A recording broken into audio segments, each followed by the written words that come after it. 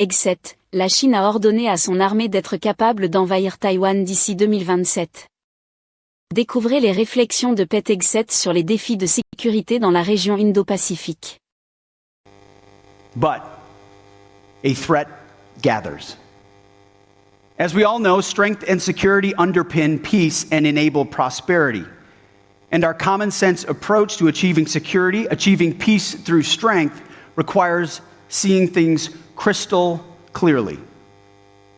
It requires confronting obvious truth about the threats that we face in the Indo-Pacific, and it requires meeting those threats with a very real sense of urgency. So before we get to those hard truths, and to make sure to our friends in the press our words are not misconstrued as they so often are, let me begin by saying we do not seek conflict with Communist China. We will not instigate nor seek to subjugate or humiliate. President Trump and the American people have an immense respect for the Chinese people and their civilization. But we will not be pushed out of this critical region. And we will not let our allies and partners be subordinated and intimidated. China seeks to become a hegemonic power in Asia, no doubt. It hopes to dominate and control too many parts of this vibrant and vital region. Through its massive military buildup and growing willingness to use military force to achieve its goals, including gray zone tactics and hybrid warfare, China has demonstrated that it wants to fundamentally alter the region's status quo. We cannot look away, and we cannot ignore it. China's behavior toward its neighbors and the world is a wake-up call, and an urgent one. China uses its vast and sophisticated cyber capabilities to steal technology and attack critical infrastructure in your countries and in the United States as well. These actions not only compromise our countries, but endanger the lives of our citizens. In the South China Sea, China harasses its neighbors, many of which are here in the room today. China seeks to intimidate you in your own waters. We've all seen the videos and pictures of water cannons and ship-to-ship collisions and illegal boardings at sea. We're also seeing the illegal seizing and militarizing of lands in the South China Sea. These actions reveal a lack of respect for neighbors, and they challenge sovereignty, freedom of navigation, and overflight. We are watching very closely China's destabilizing actions. And any unilateral attempt to change the status quo in the South China Sea and the First Island chain by force or coercion is unacceptable. Every day, you see it, China's military harasses Taiwan. These activities have been paired with China's rapid military modernization and buildup, including huge investments in nuclear weapons, hypersonics, and amphibious assault capabilities. It has to be clear to all that Beijing is credibly preparing to potentially use military force to alter the balance of power in the Indo-Pacific. We know, it's public, that Xi has ordered his military to be capable of invading Taiwan by 2027.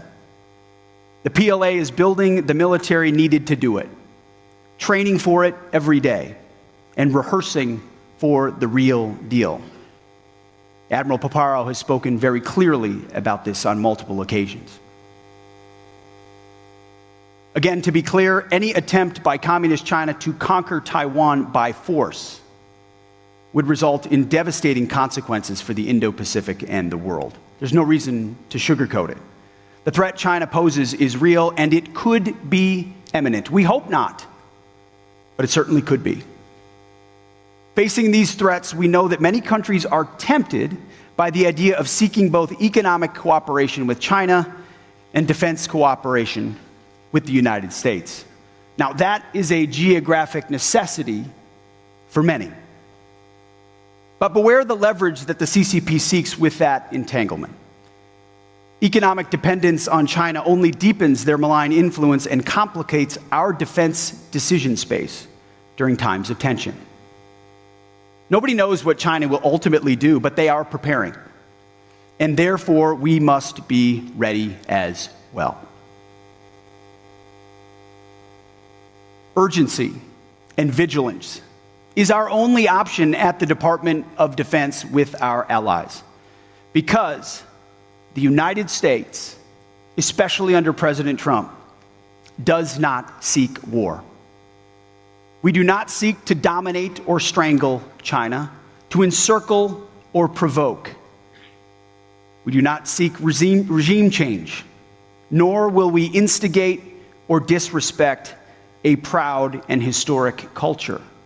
We will be ready, but we will not be reckless. Instead, we seek peace. But we must ensure that China cannot dominate us or our allies and partners. Maintaining the status quo requires strength. That's just a rational, common sense goal that we should all be able to live with. President Trump has also said that Communist China will not invade Taiwan on his watch. So our goal is to prevent war, to make the cost too high, and peace the only option. And we will do this with a strong shield of deterrence forged together with you, America's great allies and defense partners.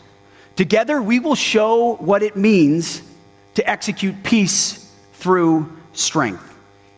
In many ways, seen and unseen, overt and covert. But if deterrence fails, and if called upon by my commander-in-chief, we are prepared to do what the Department of Defense does best, to fight and win decisively. And as I've said many times before, and it's important for this room to hear today and all the world, America first certainly does not mean America alone, especially alongside so many of our allies, model allies like Poland, Israel, and the Gulf states, the Baltic states. And it does not mean ignoring the world. As you have all seen, President Trump is committed to a lasting and durable peace in Ukraine, and with an unwavering commitment to ensure Iran never has nuclear weapons. He seeks a strong and verifiable negotiated deal. The other option is regional war, or worse. As we shift our focus to this region, and as Europe steps up and takes greater ownership for its own security, President Trump and I will be counting on you, on this room, our allies and partners, to be force multipliers for peace alongside the United States. We ask, and indeed we insist, that our allies and partners do their part on defense. Sometimes that means having uncomfortable and tough conversations. Partners owe it to each other to be honest and to be realistic, as many of you have been with me in the past few days, and I with you. This is the essence of a pragmatic, common sense defense policy. But you will also see that we are and will remain loyal to our allies and partners. The military-to-military relationship between many of our countries goes back decades, and in some cases, centuries. In fact, the only way to ensure lasting alliances and partnerships is to make sure that each side does its part and sees the benefit. We will stand with you and work alongside you to deter Chinese aggression. Each day, together, creating more and more dilemmas and complications should China want to act, should they decide to overturn the status quo. More dilemmas, more complications, more questions, more concerns, more variables, more reasons to say it's not worth it. No one should doubt America's commitment to our Indo-Pacific allies and partners. We will continue to wrap our arms around our friends and find new ways to work together, not only our treaty allies here, but also our key defense partners in ASEAN and across the Indo-Pacific.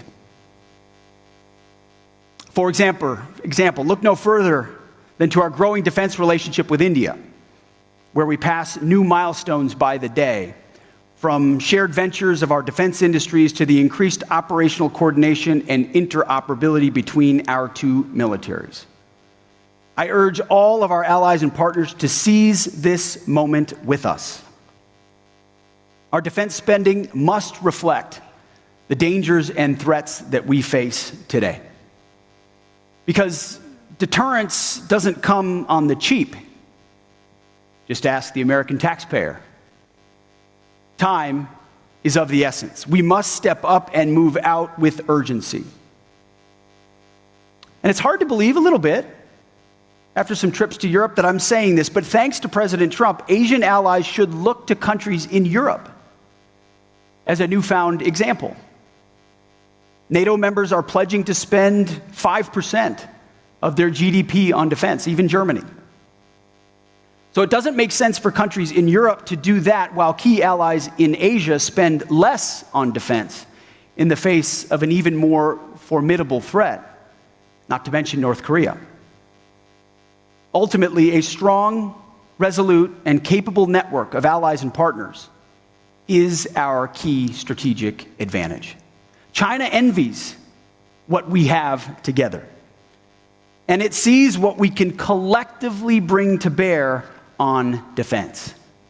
But it's up to all of us to ensure that we live up to that potential by investing. U.S. allies in the Indo-Pacific can and should quickly upgrade their own defenses. President Trump said it himself last month in Riyadh and will never hesitate to wield American power swiftly and decisively if necessary. That is reestablishing deterrence.